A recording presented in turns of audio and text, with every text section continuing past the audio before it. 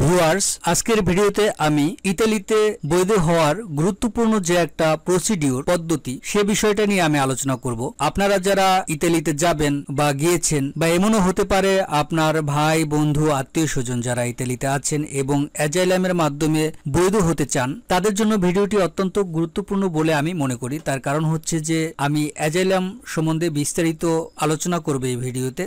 তো তার আগে আমি একটা বিষয় আপনাদেরকে জানাতে চাই যে বর্তমানে আপনারা জানেন যে অনেকে ইতালি থেকে দেশে পাঠিয়ে দেওয়া হয়েছে। তার কারণ হচ্ছে যে তারা রাজনৈতিক আশ্রয়ের জন্য অ্যাজাইলামের মাধ্যমে আবেদন করেছেন এবং যখনই তাদের কাছে পাসপোর্ট চাওয়া হয়েছে, তারা পাসপোর্ট শো করেছে, তাদেরকে দেশে ফেরত পাঠিয়ে দেওয়া হয়েছে। তার কারণ হচ্ছে তাদের মতবাদ হলো যে আপনার যদি পাসপোর্ট থেকে থাকে তাহলে আপনি তো রিফিউজি না। এবং এই মুহূর্তে বাংলাদেশের যারা রাজনৈতিক আশ্রয়ের জন্য আবেদন করতে চান, আমি বলবো যে অন্তত এই মুহূর্তে সেটা আপনারা কখনোই করবেন না যতক্ষণ না পর্যন্ত এই বিষয়টা শিথিল হয়। তার কারণ হচ্ছে যে সম্প্রতি ইতালি সরকার 17টি দেশকে নিরাপদ দেশের তালিকায় অন্তর্ভুক্ত করেছে, যার মধ্যে বাংলাদেশ রয়েছেন, যেমন রয়েছেন ক্যামেরুন, কলম্বিয়া, মিশর, পেরু, শ্রীলঙ্কা। এই সব দেশকে তারা নিরাপদ হিসেবে চিহ্নিত করেছে। তার কারণ হচ্ছে তাদের দেশে কোনো রাজনৈতিক সমস্যা নেই, এটা তারা প্রমাণ পেয়েছে। তাই রাজনৈতিক আশ্রয় চেয়ে সম্প্রতি সময়ে বাংলাদেশিরা ইতালিতে আশ্রয় পাবেন না। তাই আমার পরামর্শ থাকবে এই মুহূর্তে অন্তত আপনারা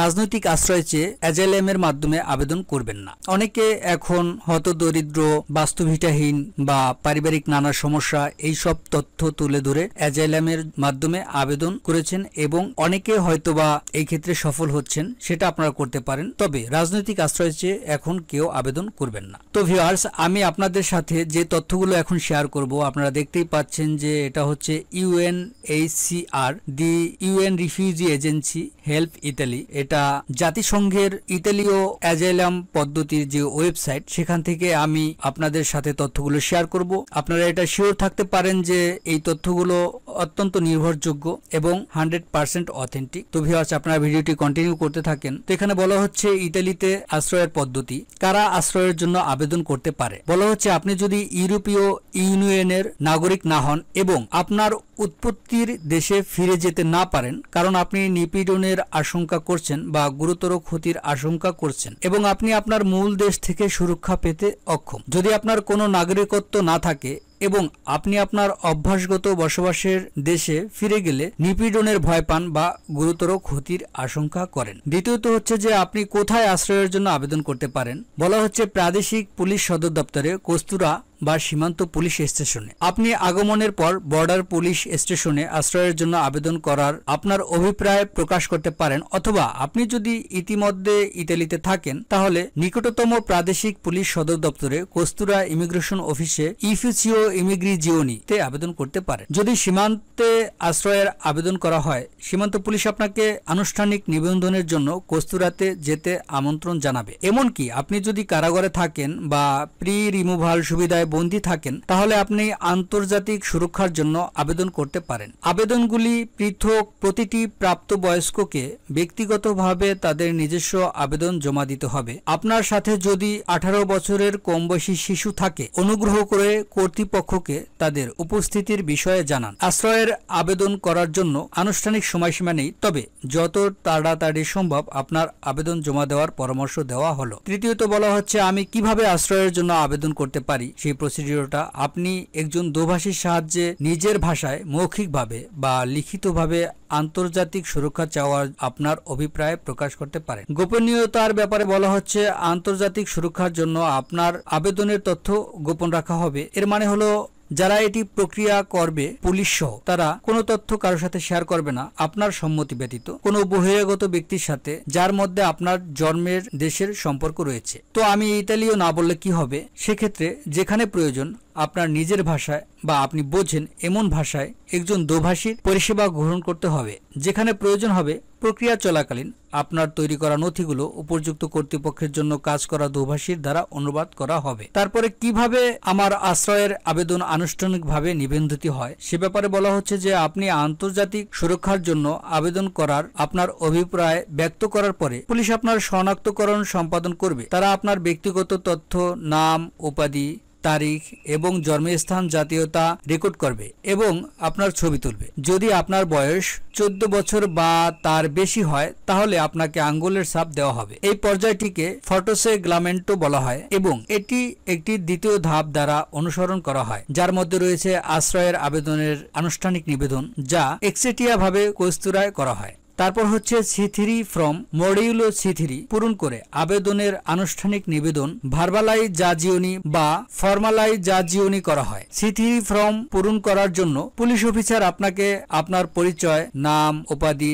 জন্ম তারিখ এবং স্থান, জাতীয়তা, ব্যক্তিগত অবস্থা, বর্তমান বাসস্থান, যোগাযোগের বিশদ বিবরণ, শিক্ষা, কাজ, ধর্ম, বসবাসের স্থান সম্পর্কে প্রশ্ন জিজ্ঞাসা করবে। ভাষা পরিচিতি, আপনার পরিবার, ব্যক্তিগত ইতিহাস, ইতালি পৌঁছানোর যাত্রা এবং মূল দেশ থেকে পালিয়ে যাওয়ার কারণ জিজ্ঞাসা করবে। আপনি যদি ইতালীয় ভাষায় কথা না বলেন তাহলে একজন দোভাষীর সাহায্য পাওয়ার অধিকার আপনার আছে, আপনি সেটা নিতে পারবেন। আপনার কাছে পাসপোর্ট থাকলে আপনি তা পুলিশের কাছে হস্তান্তর করবেন বলে আশা করা হচ্ছে। এবং এখানে সমস্যাটা হয়েছে, আপনাদের পাসপোর্ট যখন চাওয়া হচ্ছে তখন যারা পাসপোর্ট শো করে তাদেরকে দেশে ফেরত পাঠিয়ে দেওয়া হয়েছে, তাই আপনারা অন্তত এই মুহূর্তে পাসপোর্ট শো করবেন না, যদিও আপনারা অ্যাজাইলামের মাধ্যমে বৈধ হতে না পারেন। তো এই মুহূর্তে আপনারা অবশ্যই পাসপোর্ট শো করবেন না, যদিও তারা চেয়ে থাকে। আপনি আপনার দখলে থাকা সমস্ত নথি জমা দিতে পারেন যা আপনার পরিস্থিতি বোঝার জন্য উপযোগী হতে পারে। আপনি যদি চান তবে আপনি একটি লিখিত নথি জমা দিতে পারেন ইতালীয় বা অন্য ভাষায়, যাতে আপনি আপনার গল্প ব্যাখ্যা করতে পারেন। আপনার যদি নির্দিষ্ট প্রয়োজন থাকে